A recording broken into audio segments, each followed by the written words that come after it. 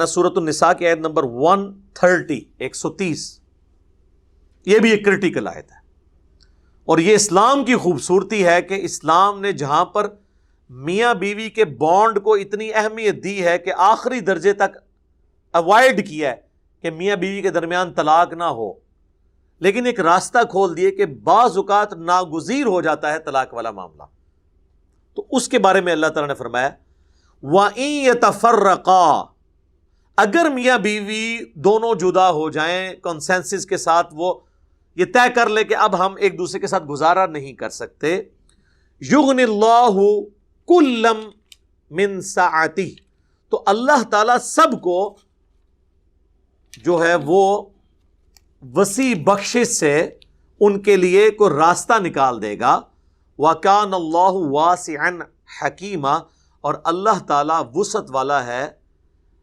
اور حکمت والا ہے۔ یعنی اگر میاں بیوی کسی معاملے میں الگ ہو جاتے ہیں تو اللہ تعالیٰ دونوں کے لیے کوئی راہ نکال دے گا، یعنی اس بیوی کو کوئی نیا اچھا شوہر دے دے گا اور اس شوہر کو کوئی نئی اچھی بیوی مل جائے گی۔ یعنی اگر یہ نظر آ رہا ہے کہ رشتہ نبھنے والا نہیں ہے تو زبردستی وہ رشتہ آپ نے نبھانا نہیں ہے، اور ہمارے معاشرے میں یہی ہوتا ہے، اکثر آپ سنتے ہیں جناب 20 سال بعد طلاق ہو گئی، 30 سال بعد طلاق ہو گئی، کیوں؟ وہ رشتہ داروں کے پریشر کی وجہ سے رشتہ چل رہا ہوتا ہے، یا اولاد کی وجہ سے کمپرومائز کرنے کی وجہ سے چل رہا ہوتا ہے، تو شروع ہی میں علیحدگی اختیار کر لینی چاہیے اگر آپ کو یہ نظر آ رہا ہے کہ یہ معاملات آگے نہیں چل رہے۔ لیکن وہ بات اپنی جگہ موجود ہے، سنن ابی داؤد میں حدیث ہے کہ اللہ تعالیٰ کو حلال چیزوں میں سب سے ناپسندیدہ طلاق ہے حلال۔ حلال اس لیے کہ بعض اوقات واقعی ضرورت پڑ سکتی ہے۔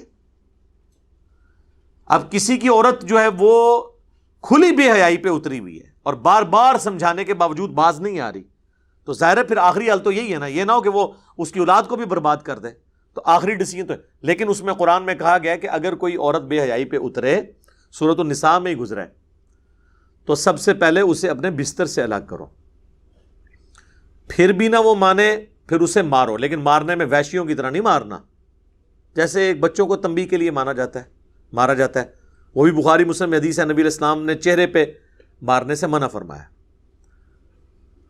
تو آخری درجے تک طلاق کو اوائڈ کیا گیا، لیکن بعض اوقات جینون ضرورت پڑ جاتی ہے، زبردستی کے رشتے نبھانا یہ تو بڑی سخت زیادتی والی بات ہے، اس لیے اس کو حلال قرار دے دیا گیا۔ اور قرآن کی یہ آیت اس کو سپورٹیو ہے کہ اگر میاں بیوی مرضی سے علیحدہ ہونا چاہتے ہیں تو علیحدہ ہو سکتے ہیں، یہ کوئی گالی نہیں ہے۔ وہ جو حدیث میں ہے کہ آخری درجے تک اوائڈ کرنا ہے اور حلال چیزوں میں ناپسندیدہ اس صورت میں ہے جب آپ کسی کے ساتھ ناحق کر رہے ہیں، اور دوسرا اللہ کو یہ پسند نہیں ہے کہ خاندانی نظام ٹوٹے۔ لیکن اگر خاندانی نظام اس علیحدگی سے بچتا ہو، پھر علیحدگی میں عافیت ہے۔ اگر جسم پہ ایسا پھوڑا نکل آئے کہ جو پورے جسم کو تعفن کا شکار کر کے انسان کی موت کا سبب بن سکتا ہے، اور وہ ٹانگ کٹوانی پڑ جائے، تو ٹانگ کٹوانے میں کوئی حرج نہیں، جان تو بچ جائے گی نا، باقی وہ ٹھیک ہے۔ صحیح مسلم میں حدیث ہے کہ شیطان کا تخت پانیوں پہ لگا ہوا ہے، شام کے وقت سارے چیلے اس کے اکٹھے ہو کر پورے دن کی کارگزاری اسے سناتے ہیں۔ کوئی کہتا ہے میں نے آج فلاں شخص سے چوری کروائی، کوئی کہتا ہے میں نے فلاں شخص سے بدکاری کروائی، تو وہ شیطان امپریس نہیں ہوتا، پھر ایک چیلا آ کے کہتا ہے کہ آج میں نے میاں بیوی کے درمیان علیحدگی کروا دی، تو شیطان اسے گلے لگا کے ملتا ہے کہ اصل کام تو نے کیا ہے، کیونکہ باقی سارے گناہوں کی ماں یہ ہے کہ خاندانی نظام ٹوٹ جائے۔ خاندانی نظام میاں بیوی کے درمیان جو بانڈ ہے وہ اولاد اور سیکس ہے، دونوں میں سے ایک چیز بھی خراب ہو جائے میاں بیوی کا رشتہ نہیں چل سکتا۔ اور اولاد کی پرورش تو ہے ہی ماں باپ کی وجہ سے ہے۔ آپ دیکھ لیں کہ جن کے ماں باپ کی طلاق بچپن میں ہو جاتی ہے، ایسے بچوں کے مینٹل ماڈلز بدل جاتے ہیں پوری زندگی کے لیے، پھر سوتیلی مائیں یا سوتیلے باپ ان کے ساتھ کیا سلوک کرتے ہیں۔ ایسی عورتوں کی اگر بچیاں ہو، کہیں اور شادی ہو، ان کو اپنے نئے خاوند سے اپنے بچیوں کے بارے میں خطرہ لگا رہتا ہے۔ اسی طریقے سے سوتیلی مائیں بھی بڑا برا سلوک کرتی ہیں،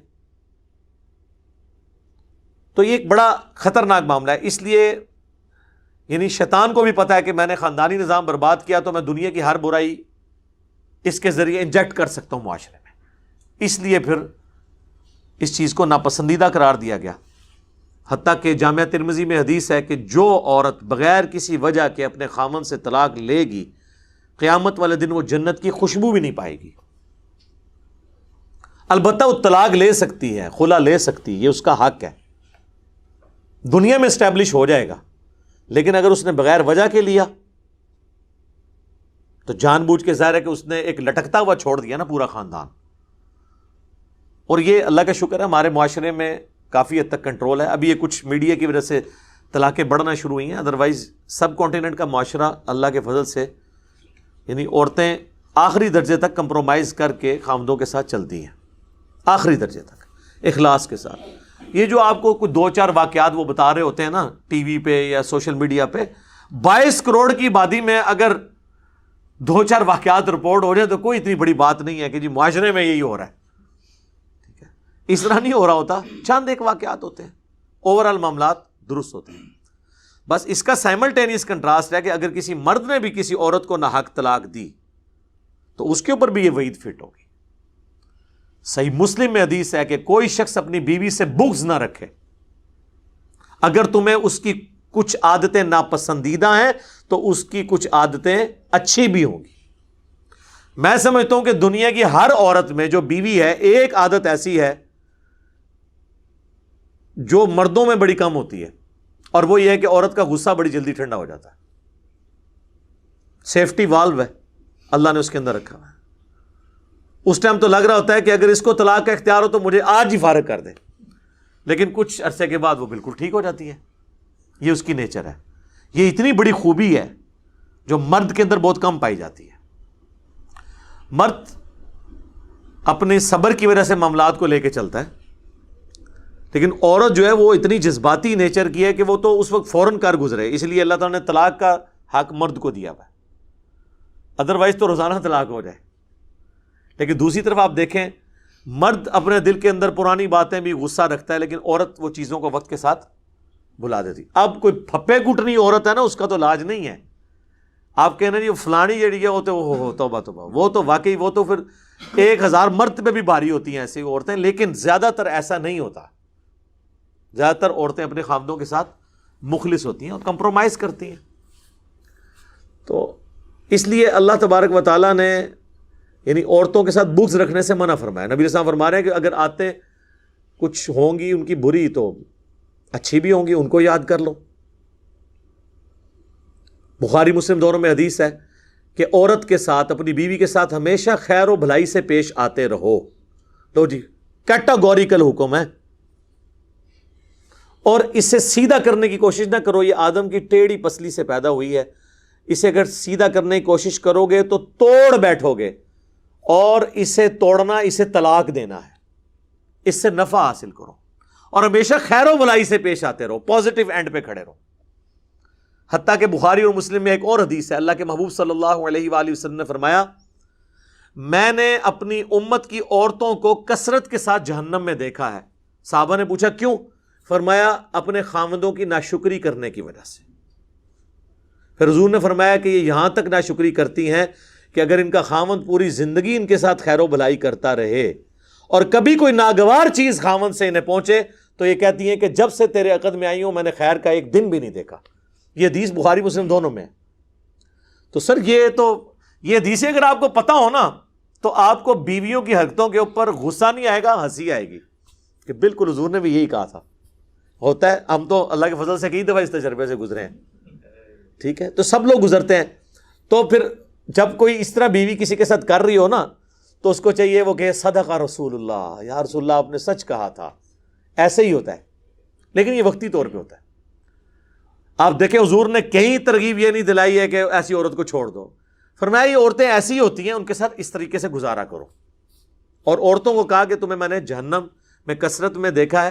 ایک اور حدیث ہے بخاری اور مسلم کی، اس میں الفاظ ہیں کہ تم اپنی زبان سے اپنے شوہروں کو تکلیف دیتی ہو، اے عورتوں زیادہ سے زیادہ صدقہ کرو تاکہ تم جہنم سے بچ سکو، میں نے کثرت کے ساتھ تمہیں جہنم میں دیکھا ہے اپنے خاوندوں کے ساتھ ناشکری کرنے کی وجہ سے۔ اسی لیے تو حضور نے فرمایا تھا، سنن ابی داؤد میں حدیث ہے کہ اگر میں سجدہ جائز سمجھتا تو عورتوں سے کہتا کہ اپنے خاوندوں کو سجدہ کریں، اس حق کے سبب جو اللہ نے ان کو دیا ہے.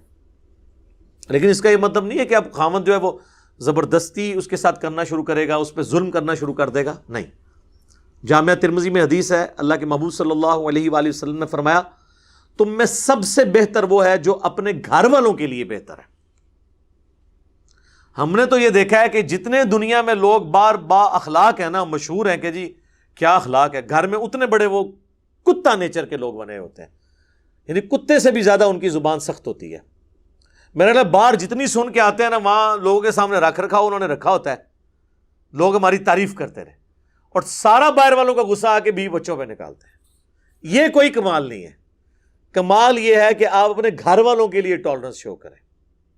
یہ مشکل کام ہے, اور انسان اپنے گھر میں ہی پتہ چلتا ہے جب اپنے بیوی بچوں کے ساتھ کیا سلوک ہے, تو اس کا کریکٹر وہاں پہ پتہ چلتا ہے کہ وہ کتنا خوش اخلاق ہے, کتنا دین پہ چلنے والا ہے. باہر تو سارا بناوٹی ہوتا ہے نا, لبادے اڑے ہوئے ہوتے ہیں, وہ تو آپ جو مرضی کروا لیں. اسی طریقے سے ایک حدیث ہے بخاری اور مسلم میں, پریکٹیکل.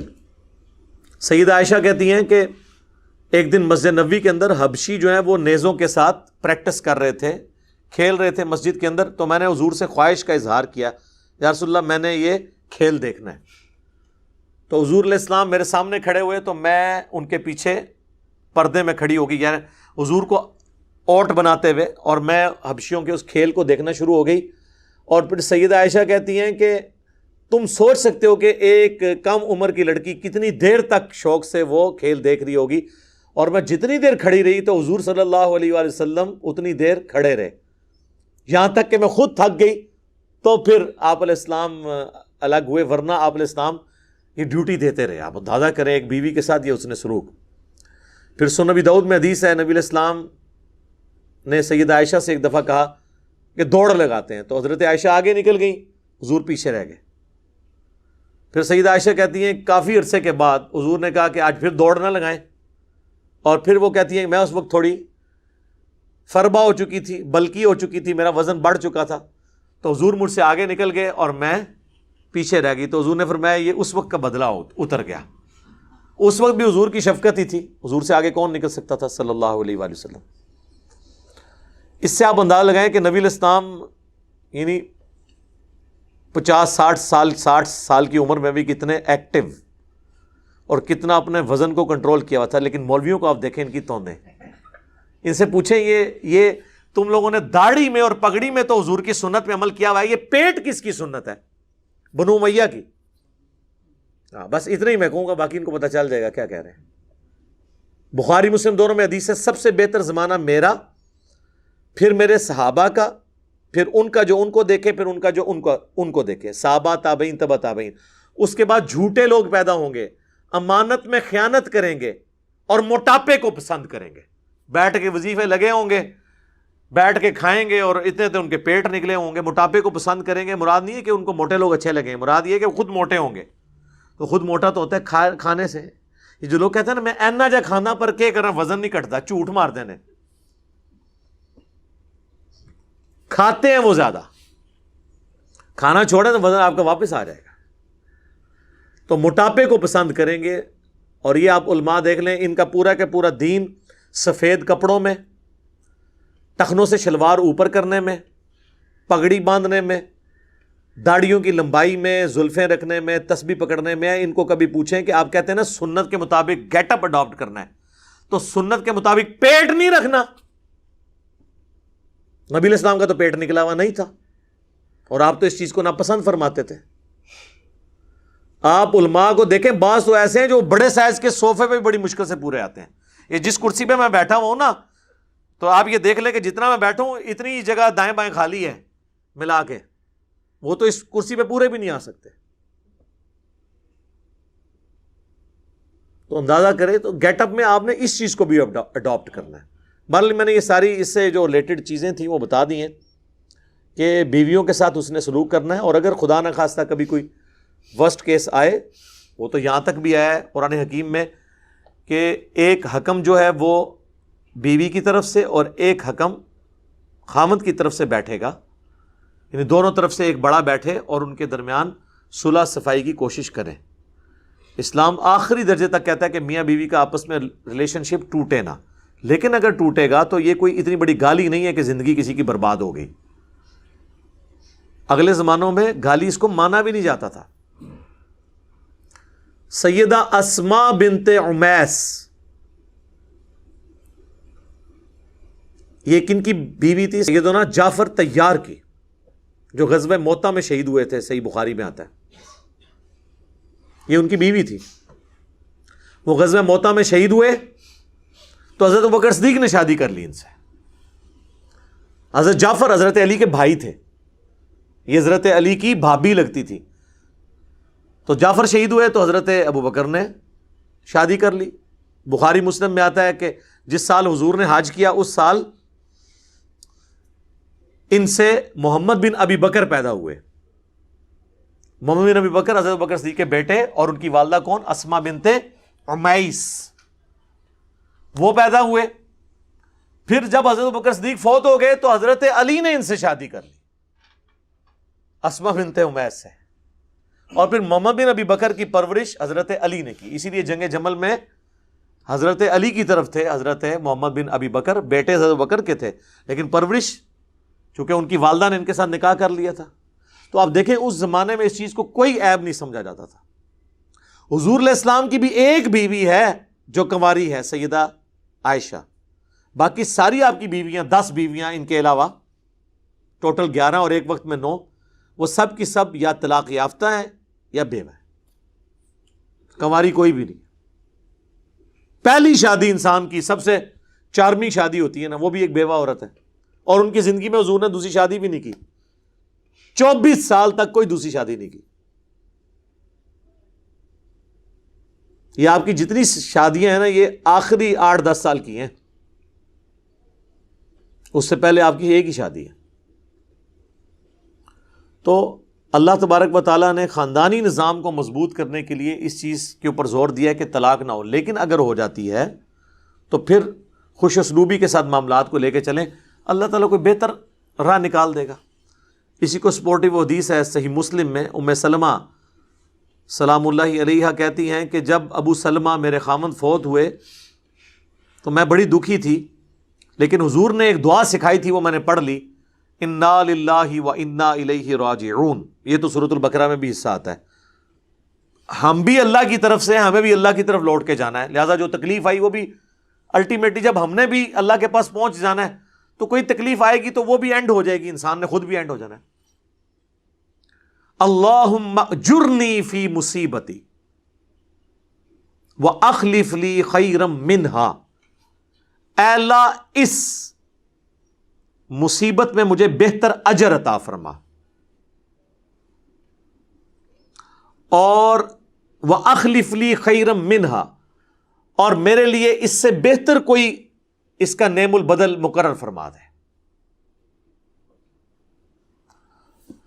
تو کہتی ہے میں نے حضور سے سنا تھا جو یہ دعا پڑھ لے گا نا، تو جب اسے کوئی تکلیف آئے گی نا تو اس تکلیف میں سے اللہ تعالیٰ اس کے لیے کوئی بہتر خیر نکال دے گا. میں دل میں پھر سوچتی تھی کہ ابو سلمہ سے بہتر خامند مجھے کیسے مل سکتا ہے. دعا تو میں نے پڑھ لی ہے. پھر کہتی ہیں جب عدت میری پوری ہوئی تو حضور صلی اللہ علیہ وآلہ وسلم نے پیغام نکاح بھیج دیا. تو میں نے کہا واقعی اللہ تعالیٰ نے مجھے بہتر نعم البدل عطا فرما دیا. ام سلمہ پھر ام المومنین بنی، اور حضور کی بیویوں میں سب سے آخر میں یہ فوت ہوئی ہیں. واقعہ کربلا کے بھی 2 سال کے بعد یہ فوت ہوئی ہیں، 63 ہجری کے اندر. یعنی نبی علیہ السلام کے بعد یہ آلموسٹ 52 سال تک زندہ رہی ہیں ام سلمہ سلام اللہ علیہا. تو یہ دعا بھی ضرور یاد کریں جب بھی کوئی تکلیف کوئی چھوٹی بڑی آئے، انا للہ و انا الیہ راجعون، اللہم اجرنی فی مصیبتی واخلف لی خیرا منہا. تو انشاءاللہ تعالیٰ اللہ تعالیٰ اس کا بہتر کوئی اجر کوئی نعم البدل عطا فرما دے گا انشاءاللہ تعالیٰ. اور میں نے تو اپنی زندگی میں پریکٹیکلی اس دعا کو کئی دفعہ چیک کیا ہے کہ اللہ تعالیٰ بہتری عطا فرما دیتا ہے. تو انسان اللہ کے ساتھ جڑا رہے تو انشاءاللہ خیر ہی خیر ہے انشاءاللہ تعالیٰ.